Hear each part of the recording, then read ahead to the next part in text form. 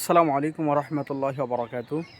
সম্মানিত প্রিয় দর্শক ভাইরা, কেমন আছেন? নতুন একটি ব্লগে আপনাদেরকে স্বাগতম। আজকে আমরা সুন্দর করে মুরগির মাংসকে ভুনা করব ইনশাল্লাহ। আজকের ব্লগে আপনারা দেখতে পারবেন মুরগির মাংস আমরা ভুনা করব। তো কিভাবে করি আমাদের সম্পূর্ণ ব্লগটি আপনারা দেখতে থাকুন।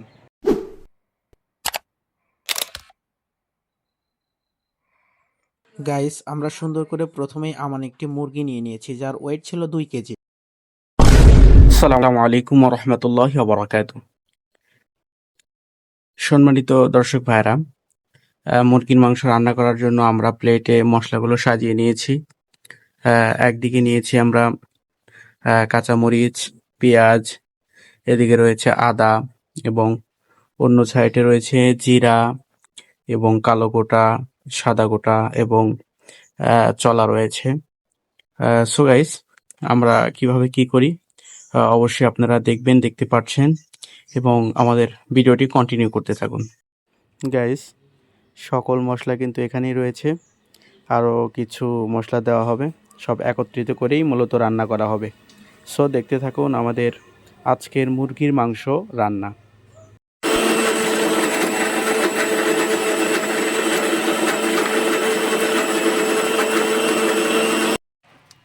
গাইস, মশলা কিন্তু পিষানো হয়ে গিয়েছে, আপনাদের সঙ্গে শেয়ার করেছি। আমরা মূলত এখন যে মশলা পিষাইছিলাম সেগুলো কিন্তু মুরগির মাংসের মধ্যে দিয়ে দিচ্ছি। এরপরে আমরা সুন্দর করে আরও যে ধরনের মশলাগুলো লাগে আমরা সেগুলো আপনাদের সঙ্গে শেয়ার করব। আজকে কিন্তু আমরা মূলত ঘরোয়া পরিবেশে আসলে রান্না করব। এই যে জিরা দিয়ে দিচ্ছি, এরপরে দিয়ে দিব আমরা যে মশলাগুলো আছে সেগুলো আমরা দিয়ে দিব। হলুদের গুঁড়ো দিয়ে দিচ্ছি, এরপরে দিয়ে দিব আমরা মরিচের গুঁড়ো।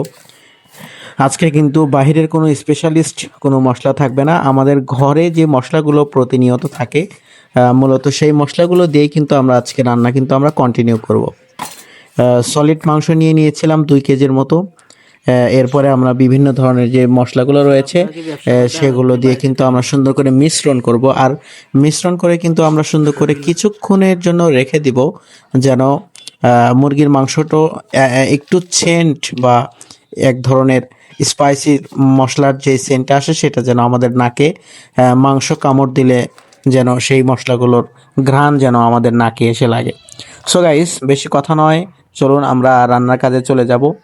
আর ঘরোয়া পরিবেশে যেহেতু রান্না, এজন্য সরিষার তেল দিয়েই মূলত আমরা আজকে রান্না করব। আমাদের মোটামুটি সাধারণত যে মশলাগুলো দেওয়া দরকার সেগুলো কিন্তু আমরা দিয়ে দিয়েছি। এখন আমরা মাখাবো সুন্দর করে, মিক্সড করে এরপরেই আমরা চুলাতে তুলে দেব।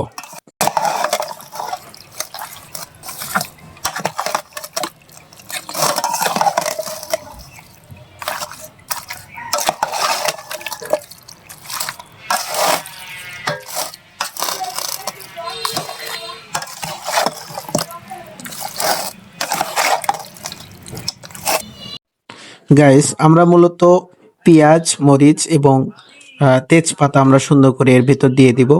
দিয়ে দেওয়ার পরে মূলত আমাদের মেইন কাজটি শুরু হয়ে যাবে।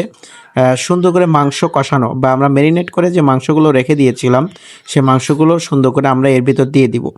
এর আগে আমরা সুন্দর করে একটু মরিচ এবং পেঁয়াজ এবং তেজপাতা সুন্দর করে আমরা ভেজে নেব।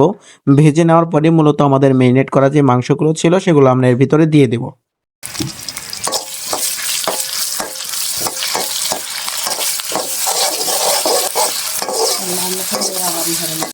ম্যারিনেট করা যে মাংসগুলো রয়েছিল সেগুলো কিন্তু আমরা কড়াইয়ের ভিতর সুন্দর করে দিয়ে দিচ্ছি, দেখতে পাচ্ছেন। এভাবে যতগুলো মাংস ছিল সবগুলো দিয়ে দিব। এরপরে আমাদের সুন্দর করে মশলার সাথে যে তেল এবং পেঁয়াজ মরিচ আমরা ভেজেছিলাম ওগুলোর সাথে এই ম্যারিনেট করা মাংসগুলো সুন্দর করে আমরা মিক্সড করব। মিক্সড করার পরে আমরা কিছুক্ষণ দমে দিয়ে ধুয়ে দেব। গাইস, দেখতে দেখতে আমাদের মশলাগুলো কিন্তু সিদ্ধ হয়ে গিয়েছে, আমরা এখন একটু পরে নামিয়ে ফেলবো। সো গাইস, ভিডিওটি ভালো লাগলে অবশ্যই লাইক, কমেন্ট এবং শেয়ার করবেন, আর একটি সাবস্ক্রাইব করতে কিন্তু ভুলবেন না।